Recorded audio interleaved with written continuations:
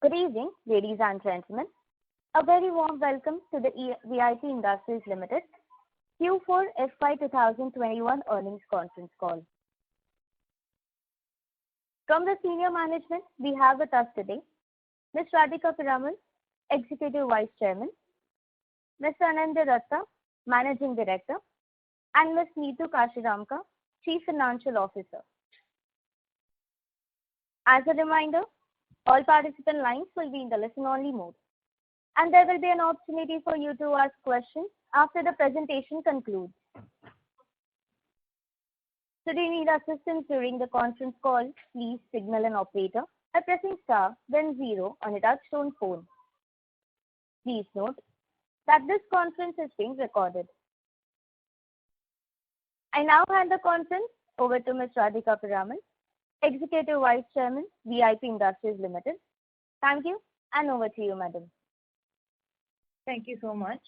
Good evening, everybody, and thank you for joining this call. The results would have been shared with you just recently in the last 30 minutes. I do hope you've had a chance to look at it, or you could have a look at it right now. Sort of to be expected, the revenues are nowhere in line with our hopes. COVID has affected us badly. We have had excellent plans for the current year. Regretfully, the second wave has put a dampener on the current quarter. One good news is that we have in place an excellent professional management team leading our company. And in our last call about 3 months ago, I mentioned Mr. Anindya Dutta would not be speaking too much on that call. This time, I'm very pleased to say he's fully inducted into our company, having joined us on the 1st of February, and he will be leading this call for the rest of the duration of the call, including the Q&A. Alongside him will be Ms. Neetu, our CFO. So over to you, Anindya. Thank you. Good evening, everyone. Thank you for taking time out and joining this call. We will talk about the quarter 4 results to begin with, but before that, let me put a little context. We know that the pandemic has hit an industry, a luggage industry, possibly the worst or the hardest way. In the quarter 4, we started seeing easing of the pandemic environment in terms of more free movements. Travel came back to about 70-75% level of the same time previous year. In line with that, our quarter 4 revenues were at, as you would see, at 243 crores from operations, which is at 78% revival compared to the same period previous year. Similar revival metrics was 54% in quarter 3, 25% in quarter 2, and a mere 7% in quarter 1. The 78% revival, however, as a caveat, the previous year March was already hit by the pandemic and therefore was at a suboptimal level. So we saw all lead indicators like travel, people moving out, all easing out and coming back. However, the luggage industry continued to have some headwinds, which I would like to call out here. Schools and colleges remained closed and continue to obviously do so. International travel did not resume in quarter 4. One of our largest accounts, Big Bazaar, continued to operate at a suboptimal level compared to the rest of the modern trade, largely owing to the Reliance Big Bazaar merger takeover. In addition to all this, we witnessed also a surge in raw material prices, which is quite unprecedented. The polycarbonate ABS prices were almost 2.3 times to 2.5 times of pre-COVID levels. So the headwinds were not only on the demand side but also on our margins. Despite our margin for quarter 4 was at 47%, gross margin I'm talking about, while sequentially it is better than the previous quarter of 40%. However, it continued to be significantly lower than the same period last year. The corrections in the discounts and the mix correction were partially offset by increase in the input cost. In terms of the fixed cost, the overall fixed cost for the quarter was 103 crores compared to 146 crores of the previous year. While it was sequentially higher than quarter 3, largely due to the reinstatement of salary reductions and expense on travel and office which resumed, However, the structural cost reduction to the tune of 80 to 90 crore at annualized level has sustained and will continue to do so. At PBT level, we have a loss of 5.7 crore against a loss of 8 crore in quarter 3 and a profit of 10.4 crore in the quarter 4 of last year. For the full year 2020-21, the numbers as you would have seen are as follows. Total revenue at 667 crore, 39% of previous year. Gross margin at 45% against 33% of last year. Fixed cost at 318 crore as against 614 of the previous year. At this stage, I would like you to know that out of the reduction in fixed cost, other than the advertising, sales, promotion, and freight expense, the saving is almost 171 crore, and almost 85 crore of this is sustained in the coming year. With all this, we had a loss of 124.6 crore as against profit of 148.4 crore at a PBT level in the previous year. It's quite evident the impact of the pandemic on luggage industry and our company has been very harsh. However, I just want to highlight that while we were in this crisis period, we had the company had worked on strengthening its fundamentals. Today, our Bangladesh manufacturing operation has significantly scaled up, and going forward with the Bangladesh manufacturing strength and India consolidation, we'll have a far better upstream control, and also we will have long-term advantage on cost. We spoke about structural cost reductions, and those fixed cost reductions has made us significantly leaner going forward. We are also working on revamping our supply chain structure, which not only will make us far more responsive to the volatility in the demand, but it will also be at a lower cost. We have also ensured that our distribution and our reach has sustained through the crisis and pandemic, and we witnessed our distribution almost scaled up to the similar levels as previous year in March and April in terms of the number of doors that we sell to. And lastly, I think we strengthened ourselves in e-commerce, where we were possibly competitively under-leveraged in the past, and this we did with a lot of augmenting of the portfolio, addressed the gaps that were there in our portfolio, corrected our supply chain, and also worked on improving the productivity of our ad spends. With all this, we started very well in April. In fact, the first 3 weeks of April was very encouraging because we saw things really coming back to almost pre-COVID levels of run rates. And unfortunately, after that, the pandemic hit again, and this time much, much harder. The impact on the business is similar to last year's complete lockdown. We, however, feel the recovery this time will be over a shorter duration, and hopefully with lockdowns gaining control on numbers and vaccination scaling up, we should start seeing faster recovery. I just want to end by saying that we feel quite optimistic in the long term. VIP Industries is all about products to do with joyous celebration moments in families, travel, vacations, marriages, fashion, etc. These cannot remain subdued forever, and situations will become normal hopefully now sooner than later. It's very difficult to predict the duration, but as we come out of this, the demand is bound to get back to its original trajectory, and we'll come out stronger.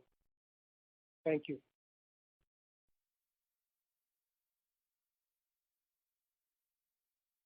Thank you very much.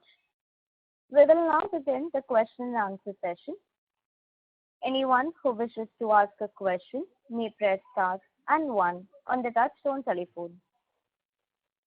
If you wish to withdraw yourself from the question queue, you may press star and 2. Participants are requested to use handsets while asking a question. Ladies and gentlemen, we will wait for a moment while the question queue assembles.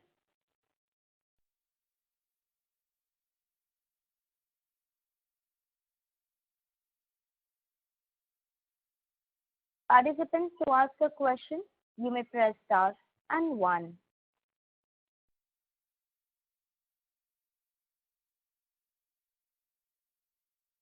The first question is from the line of Tejas Shah from Spark Capital. Please go ahead. Hi. Thanks for the opportunity and hope the team is keeping well and safe. First question is on demand scenario. So it's been more than a year since we would have experienced normalcy in demand. And however, last 4 months, Jan to April, is something which can be referred as closest to normalcy in some form, obviously not the full normalcy. So if you can share some insights on consumer behavior, where they're more discount seeking because gross margins have improved sequentially, and is there any fundamental change in how consumers are traveling and how they are looking at the whole category post pandemic, or now we have in between pandemic now again? So first question pertains to that. Thank you, Tejas. So as we are experiencing now with which is just when things came out of pandemic around Jan to April, I think the post impact of pandemic was still there in terms of consumer behavior. The travels were possibly not as much, and a lot of safety was their concern.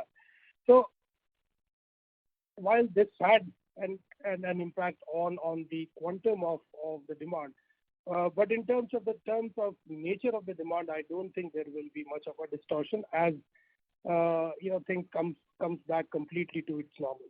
It is just the impact of COVID and the concern around safety and security is possibly governing some bit of choice. Like people are buying more hard luggage than soft luggage right now. But I don't personally see impact which is long term on this. Sure. So second question pertains to margins. Obviously, inflationary scenario has worsened YOY across consumption across raw material baskets, and then for our commodities also, underlying commodities, there's a sharp inflation, and we already had a gross margin shrinkage last year YOY. So keeping all these factors in mind, how would you like to play the whole pricing power of ours in terms of branding power that we have in the year ahead, and how should we think about gross margin and EBITDA margin, assuming that normalcy comes back by the second half of this year? That will be a big assumption in terms of what kind of normalcy comes back. But I would assume that even after the best case scenario, it will not exactly be the same as what it used to be before within this financial year. So there is going to be a constrained demand, and it will have its impact on margins because the pricing is going to be always a challenge in terms of from a competitive pressure point of view. However, as I was saying, that fundamentally I think VIP has done everything that is the right thing to do in terms of making our portfolio, our costs the right, and therefore as demand situation becomes exactly normal as it was before, our margin should be back to the same levels that what we used to be and even better. Fine. And lastly, if you can comment on the insurance proceedings, any update on that?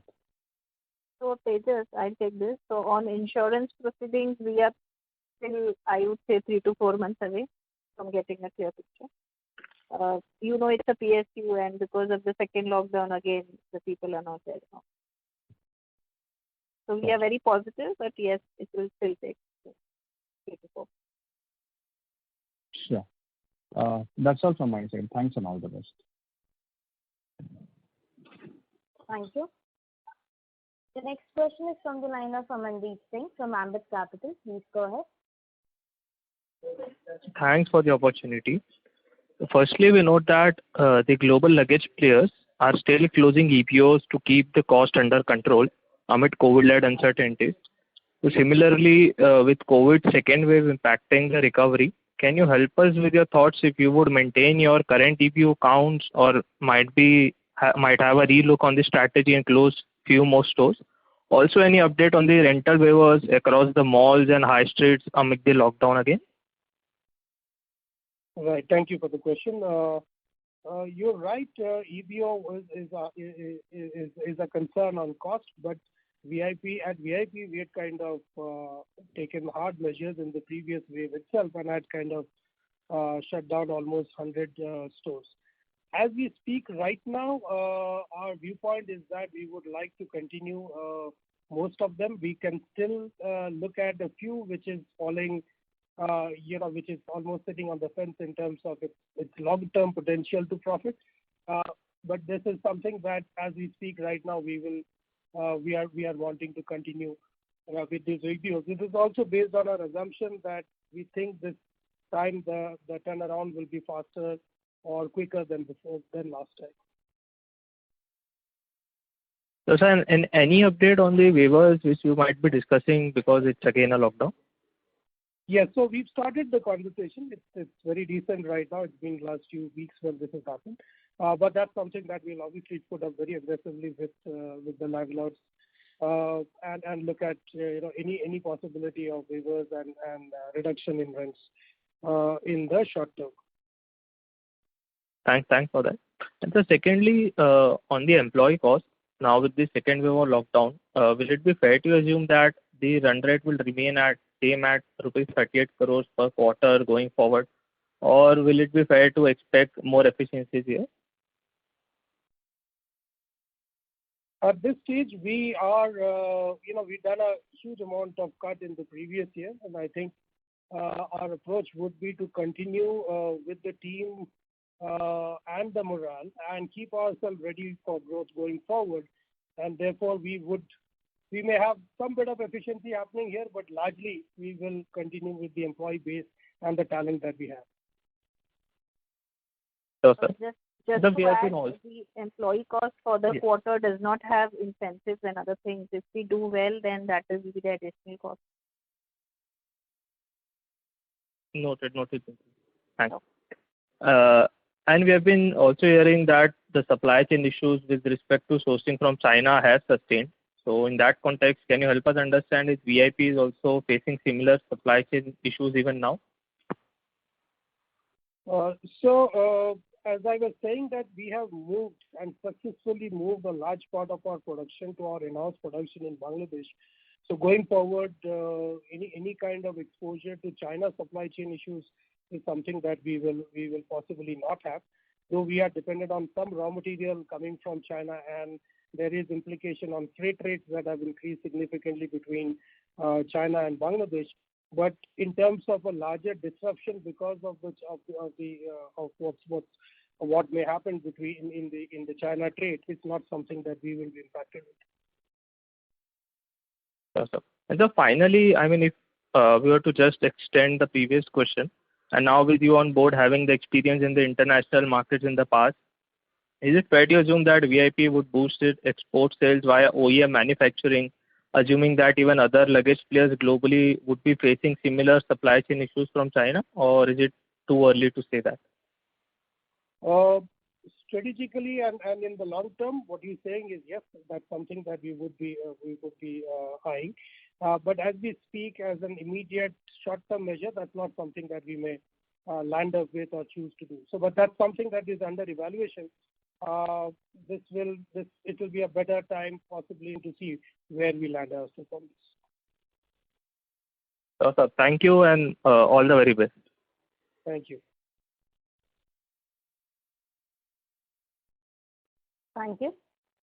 The next question is from the line of Dinesh Joshi from Prabhudas Lilladher Private Limited. Please. Thanks for the opportunity.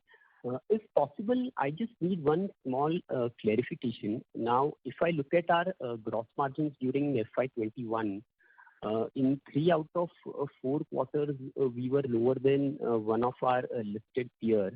Now, I know that there is some bit of cost inflation and the discounting is also going on.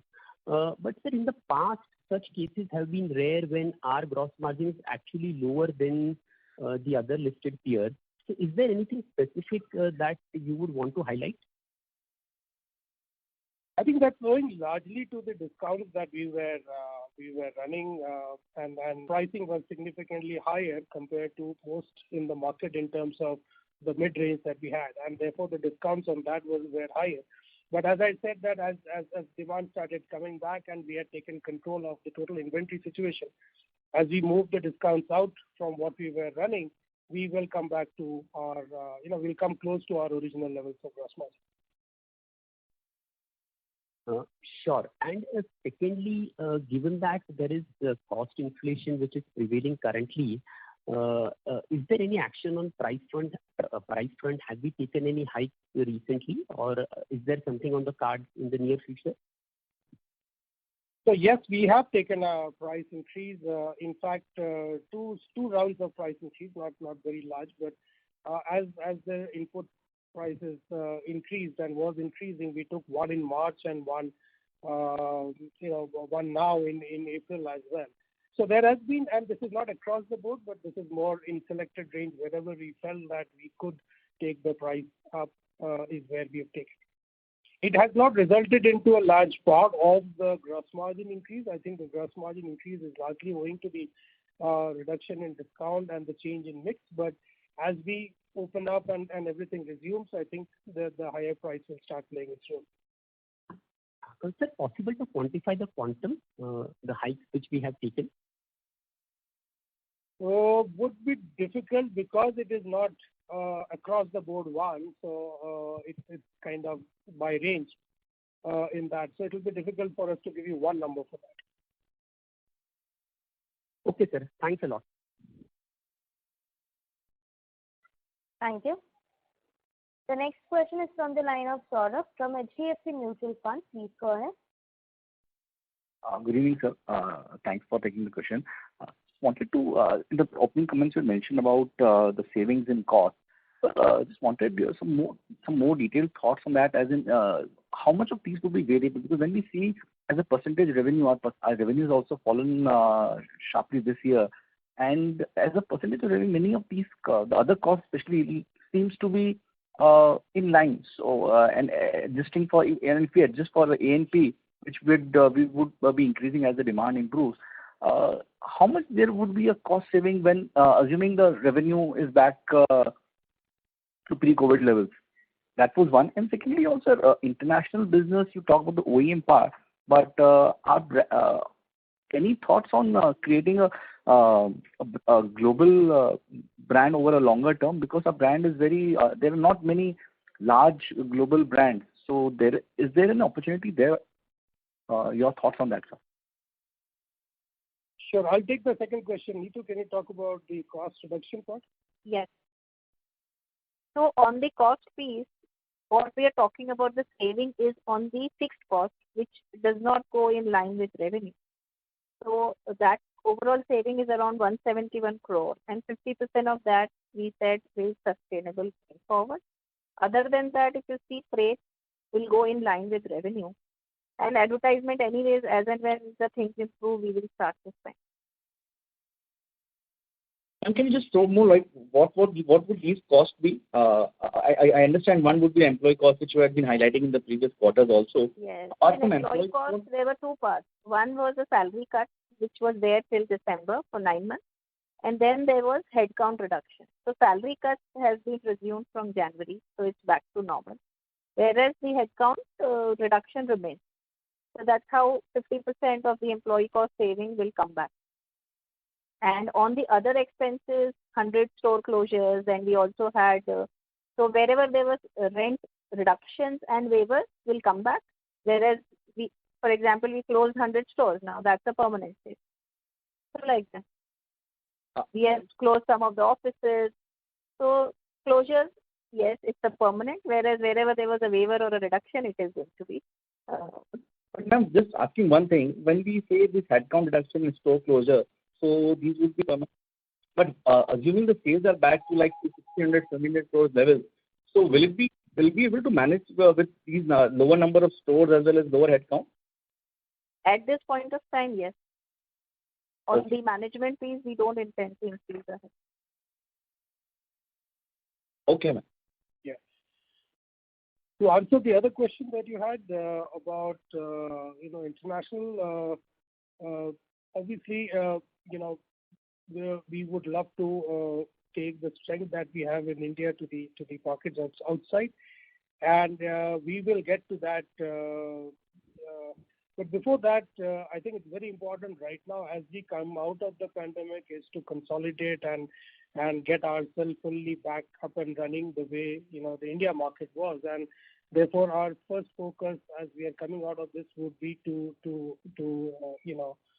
consolidate and to strengthen the core. Core is our domestic business, and that will be the first focus. As we do that, and depending on timing, we will look at how can we take our brand and our business outside. And at that point of time, possibly we can talk more in detail once we are on the start of that journey. Sure, sir. Thanks a lot for your explanation.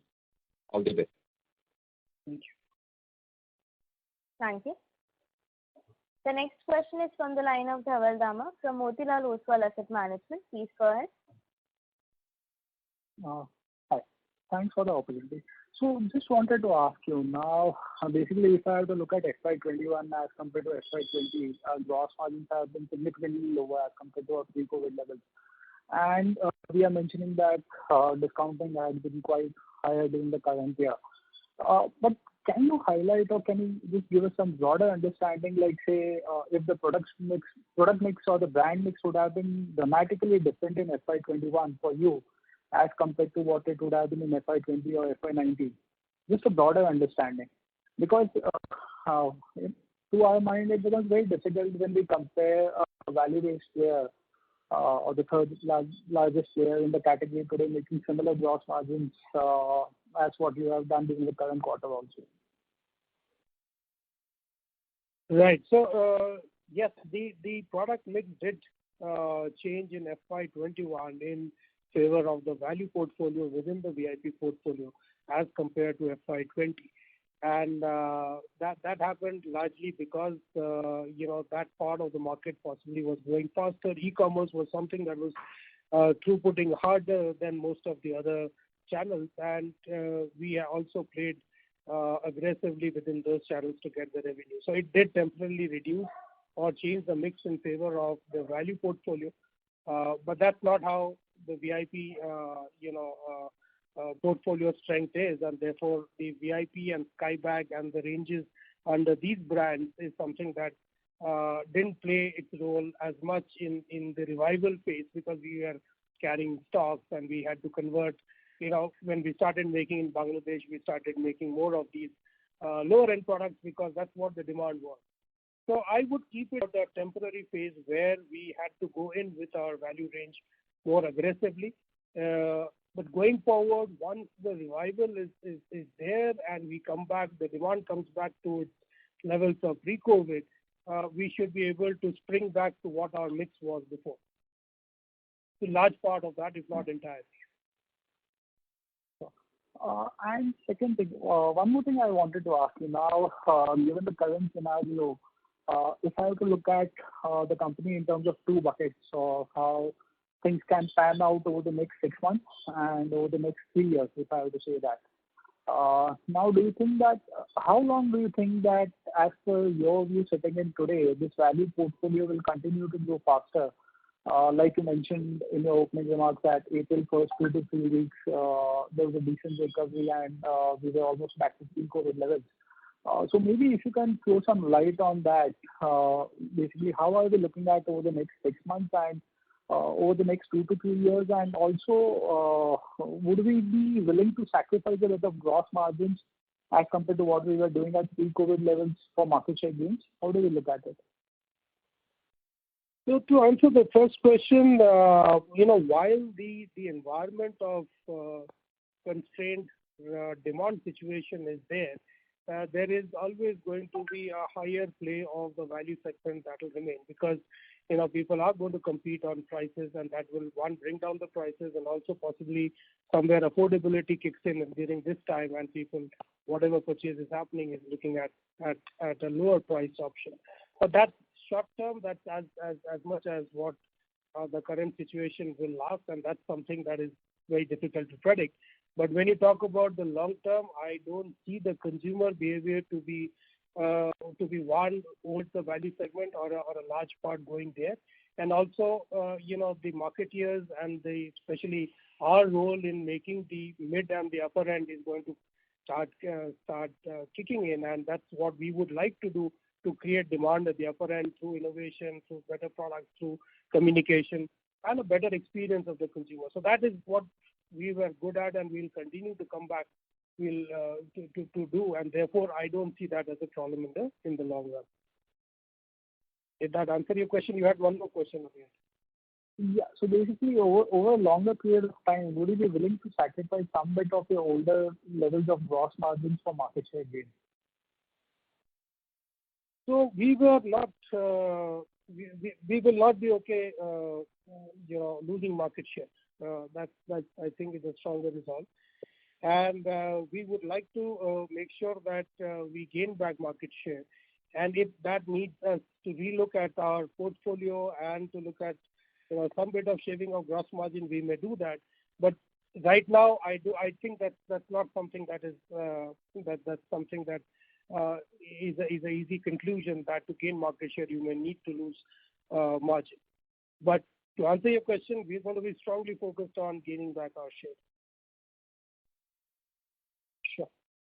That's a comment. Thank you. Participants who wishes to ask a question may press star and 1 now. The next question is from the line of Bhargav from Kotak. Please go ahead. Yeah, good evening, team. My first question is on the preparedness to meet the pent-up demand whenever it happens, especially given that the window for pent-up demand could be as short as 2 to 3 months. So if we go by luggage companies, the performance in the West, they have seen a significant growth since the population started getting vaccinated. So how prepared are we to sort of meet the similar nature of pent-up demand as and when it happens? So I think we are pretty well prepared, depending on how and when that demand comes. As I said, we rely more of our own manufacturing, where we have a good amount of headroom to scale up, and we will be able to do that when things start looking up for sure. Okay, so even if the window is short, we'll be able to sort of manage our supply chain to meet that demand. Is that assessment correct? Yes, depending on how short the window we're talking about, but production, the lead time to production and hitting the market is always lower than the lead time to identify a sourcing and import it into the country. So to that extent, yes, but yes, there are a lot of assumptions here, and we'll have to see what is the lead time and when does that happen. Secondly, is it fair to say that the Bangladesh sourcing advantage could be to the extent of 15%, given that imports from Bangladesh do not have any anti-dumping duty? So, given that our dependence from Bangladesh could now be close to 100%, it makes sense to sort of become aggressive in our journey to gain market share. And given such a big cost advantage, is it fair to say that we may not have to sort of compromise a lot in terms of our gross margins? I'm sorry, I didn't understand your question. Could you please repeat? No, so the first part of the question was, is it fair to say that the Bangladesh sourcing advantage is to the extent of 15%, given that imports from China have an anti-dumping duty? Yeah, so there is an advantage of producing in Bangladesh compared to importing from China. And more than the number, I think, what is the lead? Sorry, Nico, you were saying something. Yeah, 15% is right. Yeah, so yes, so the answer to that question is yes. What is your next question? Yeah, so the related question is that as we answered to the previous question that we will be chasing market share. So this sourcing advantage from Bangladesh can clearly make us more cost competitive, and hence in our journey to gain market share, we may not have to compromise a lot on gross margins. This is what I was trying to understand. Is that assessment correct? Yes, we would continue to have that advantage, while I'm sure competition can also catch up looking at other lower cost of manufacturing basis. So that is definitely a room that we have to play either on the market share or spend on consumers or look at having a better margin profile. But that's going to be completely dependent on, in that situation, and the strategy therefore will evolve basis what is the market context at that point of time.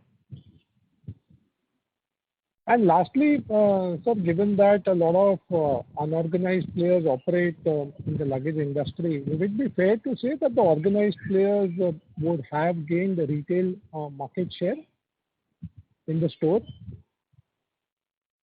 in FY21? Too early to say. It's too early to say that, because only once things normalizes in the market completely is when we will get a sense of that. But a situation like this does pose a bit of a problem to the unorganized sector, who relies on their own, imports or getting imports through merchant importers and all that. But as we speak today, this is conceptual, and therefore we'll need to see once things normalizes how the market dynamics is evolving. Sure. Thanks a lot for your comments, and all the very best. Thank you. Thank you. The next question is from the line of Suman Kumar from Motilal Oswal. Please go ahead. Yeah, hi. So, can you talk about sales mix of urban, semi-urban, and rural currently and versus pre-pandemic?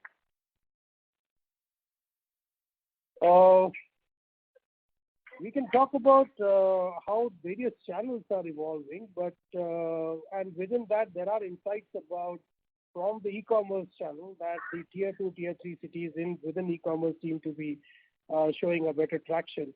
But really speaking, I won't be able to throw light to you for between an urban and a rural contrast between COVID and pre-COVID and post-COVID.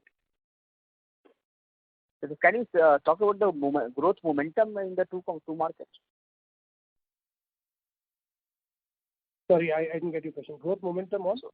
So you can talk about the growth momentum in the rural and urban markets, urban and semi markets. As I said, it seems like post-COVID in the revival phase, the tier 2, tier 3 cities, and it's not rural and urban, but smaller cities to larger cities. Smaller cities seems to be reviving slightly better than the larger cities in terms of our category revival.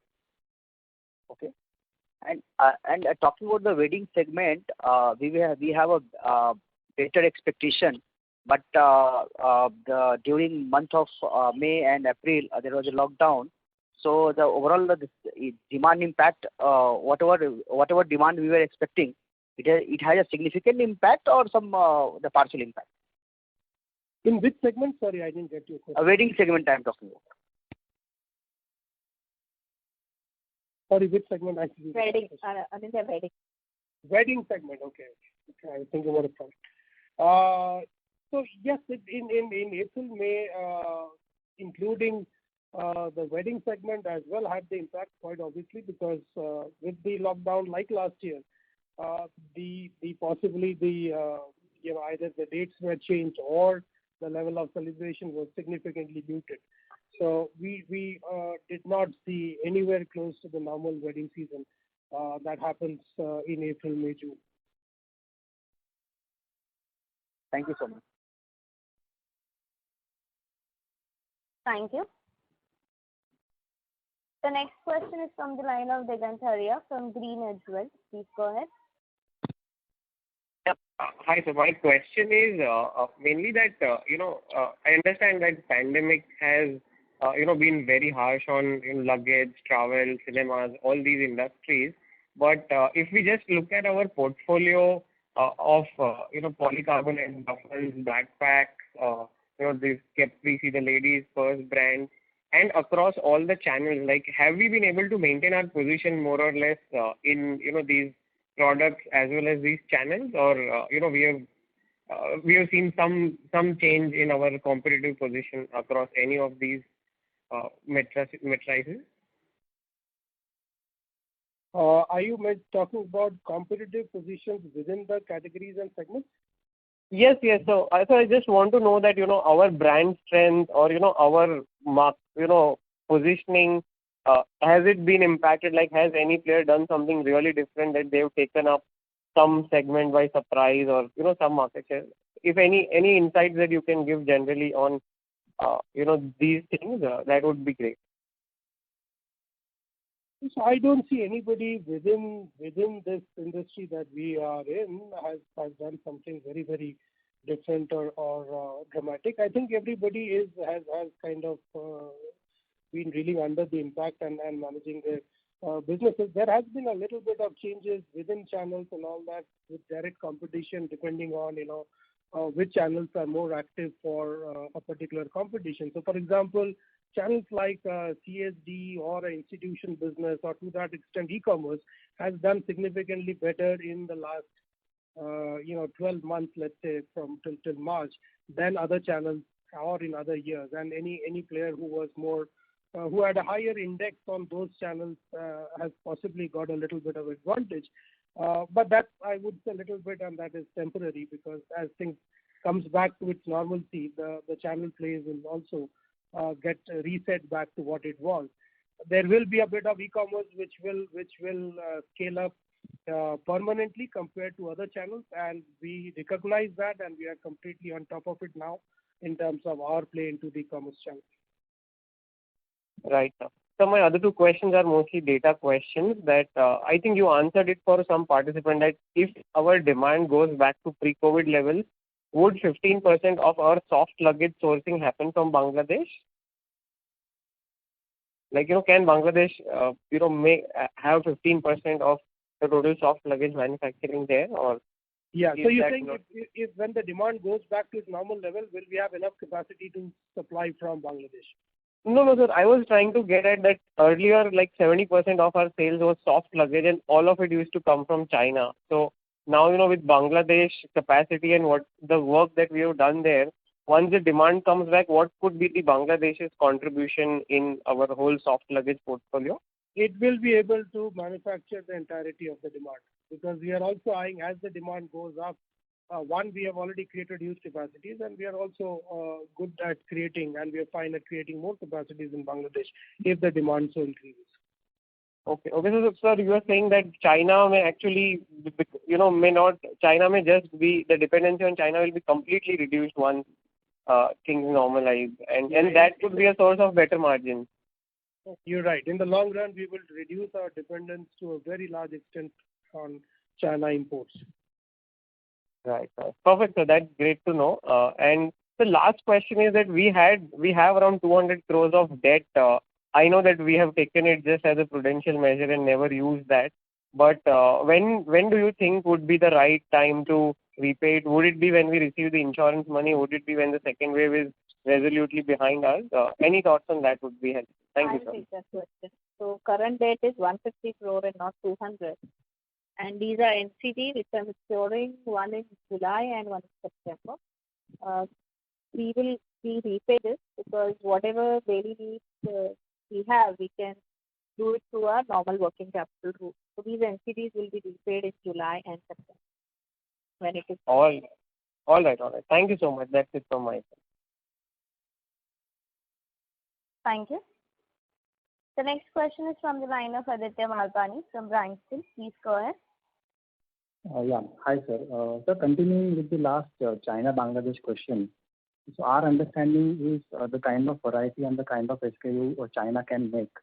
Do you think it is possible in such a scenario, it is possible to shift that entire sourcing from China to Bangladesh? I mean, is Bangladesh competitive enough in terms of, say, SKUs and variety compared to China? Yeah, your question is Bangladesh technically capable enough to make all the products? The answer is yes. Okay, so it is practically possible to shift everything from China to Bangladesh. That's right. Okay. And so my second question is, because of COVID in the last 2 quarters, we have seen downtrading happening, and value portfolios and the value products are doing much better than premium products. So, by any chance, has it helped smaller and unorganized players to gain the market share instead of adversely impacting them because of COVID situation? Temporarily, possibly, in terms of, because if they were already playing this game better and they had the stocks and the range. But that is, as I said, very temporary, and we would always follow the demand. And having followed the demand, we've kind of done what we need to do to, go after the consumer and the consumer the demand change that has happened in the short term. Mm-hmm. Okay. Thank you, sir. Thank you so much. Thank you. The next question is from the line of Jinal Sheikh from Aviga Capital Advisors. Please go ahead. Good evening. On your profitability margins, FY20 obviously was the high numbers. By when do you think over the next 3 to 4 years we can achieve those numbers or even surpass, considering what you mentioned about Bangladesh? Well, as I said, this is at this point of time predicting, doing much, any prediction gets very, very difficult. And therefore, we are more focused on building the fundamentals, keeping our foundation strong. And as situation revives completely to what it used to be before, I think that's when it will start, hitting the similar numbers and scaling beyond that. Don't see that happening this year for sure, because Q1 is our largest quarter, and we've had a big hit once again this quarter in Q1. But it's for us to wait and see how things, revive from here, and then see how this year will be and possibly the coming year, FY23. If all goes well, I'll be keeping our fingers crossed. FY23 could be the year. Okay, thanks. And just our next question is on the market share. Just trying to understand that if in the last, have we lost market share in the last year or two from competition? Yes, we have lost market share in the last 2 years. And based on what you said earlier, that once things come back to normalcy, you would want to focus to get that back, right? Absolutely. Okay, thank you. Thank you. The next question is from the line of Sanjay Banerjee from Credent Capital. Please go ahead.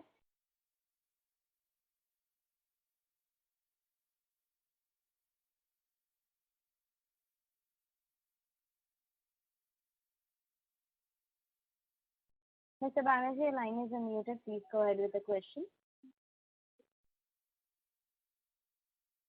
Hello. Hi, sir. I have just only one question. Sir, what is the current tax rate for importing from China and from Bangladesh?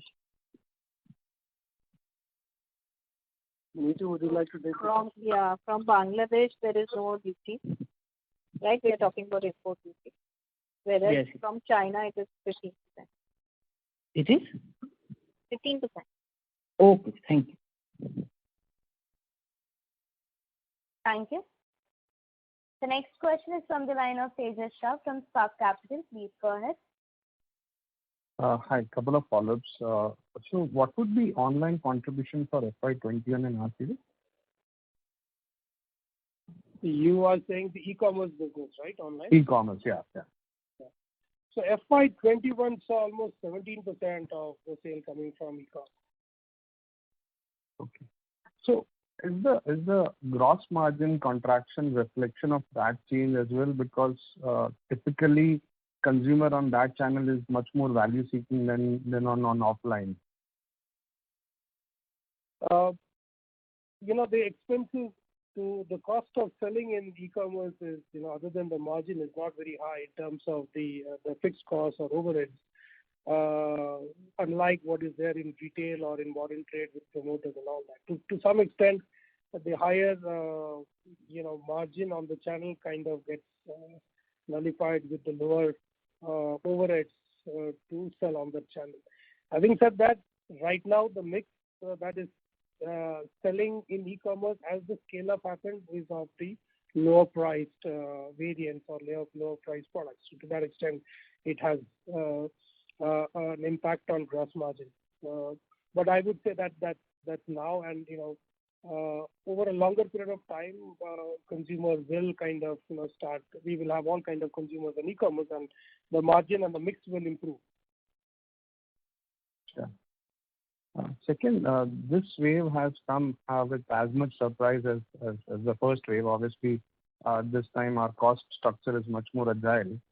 But on planning part, because just 2 months back or 3 months back when we were on the last call, we were very excited and rightly so about the revival and then first quarter being very good.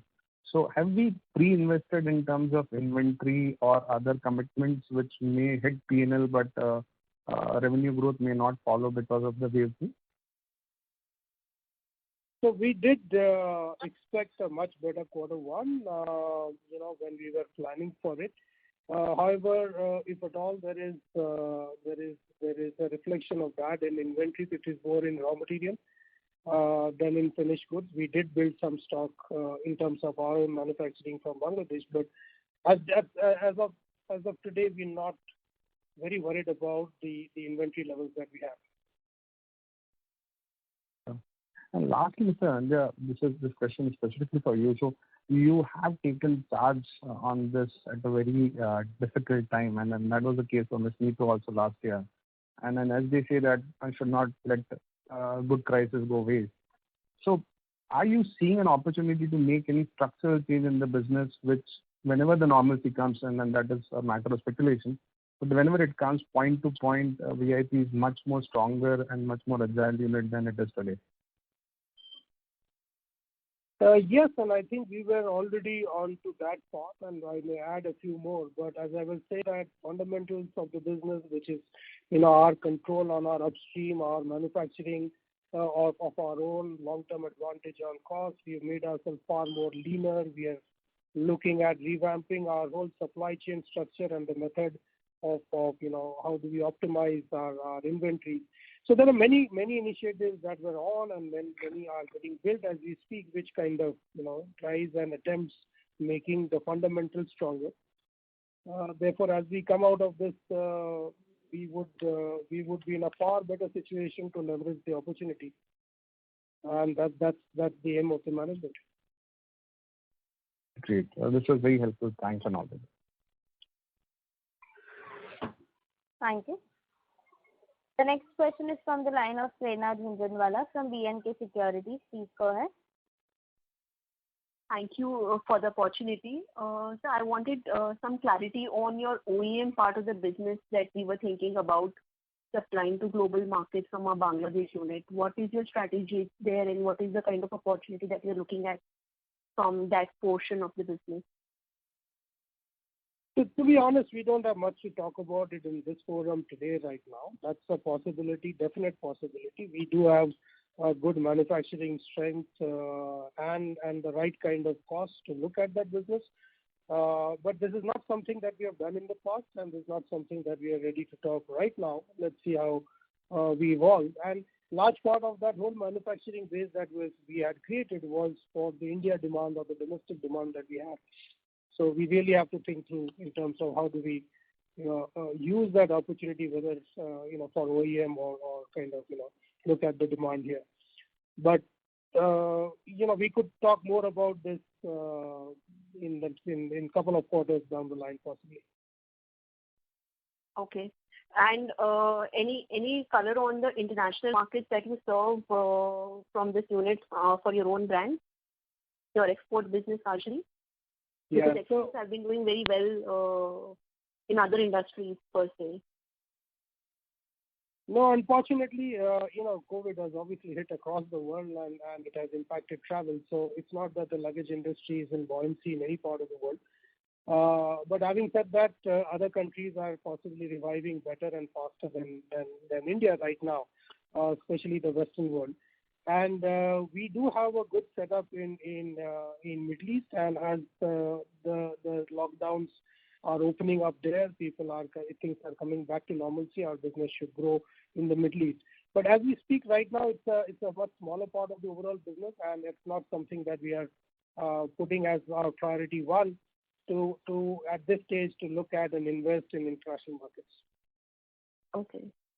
And so my next question is on the channel mix per se. Like, how has been the sales throughput in canteen store departments and distribution network for the year, MBO channel? If you could give some color on how the year has panned out for you in different sales channels, it will be very helpful. So every channel had share of the pandemic impact and differently so. And out of that, I was saying before that possibly CSD and institutional business had the least constraint because they were not moving through the marketplace, or in people were not needing to go out for that. So to that extent, CSD institutional kind of business and e-commerce had a much better play than the traditional channels of modern trade, general trade, our own retail. So that's the change that we saw during the year compared to the previous year, that these channels kind of indexed higher or their salience grew within that overall portfolio. Okay. And how would you see the inventory in the supply chain today with respect to your channels? If there is a pent-up demand, are they adequately filled for the demand, or it will require, there will be some challenges on that front as well? No, as I was saying in the previous question, that since we are now manufacturing in Bangladesh, we should be able to feed the demand in a shorter term notice compared to what we would do otherwise from import. So we feel good about how we are placed as far as when the demand opens up, we'll be able to scale up. Okay. And last question on CapEx. Is there any CapEx planned for enhancing the capacities or upgrading systems or anywhere else for this year? And what was the CapEx, if at all? Nothing major at this point of time. But if at all, it will be only in the second half of that, 15 to 20 crores. Okay, that will be on enhancing capacity? Yeah, enhancing capacity. Predominantly at one. Okay. Thank you so much, sir. And all the best for the year. Thank you. Thank you. The next question is from the line of Samir Raj from Nippon Asset Management. Please go ahead.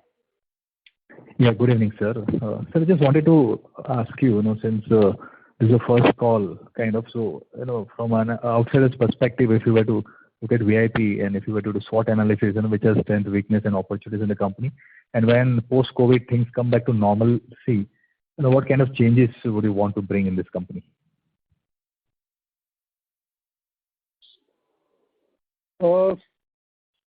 You're saying that, once situation normalizes, what kind of changes? Yeah. So, if you were to analyze, I'm sure would have analyzed this company, so would identify which are the strengths, which are the weaknesses, and how do you want to reposition this company so as, it creates value for all the stakeholders? Yeah. So I think there will be many areas on which we are going to, scale up and build strength, but I don't think there is one answer to that. It's a full-fledged strategy discussion. But largely, I think what we are doing in this time as the pandemic hit is that we are strengthening the foundations of the business, which is in the consumer part of the business, which is product, process of innovation, looking at cost, capability for manufacturing. So all these areas are going to be something that we'll work on. But right now there is nothing that I can tell you about what will be the big different changes that will happen. These are things that we are working on right now, and we'll see when we come to that in terms of if you look at other businesses that we will get into. Sure, sir. Thanks for answering my question. Thank you. Ladies and gentlemen, this was the last question for today. I would now like to hand the conference over to Ms. Neetu Kashiramka for closing comments. Thanks everyone for taking out time and attending the call. We hope that the country opens soon and we do well. That's the hope in which I think we'll end this call here. And in case you have any other question, you can anytime connect with me. Thank you. Thanks a lot. Thank you. Thank you, everyone. Thank you. Thank you. On behalf of VIP Industries Limited, that concludes this conference. Thank you for joining us, and you may now disconnect your lines.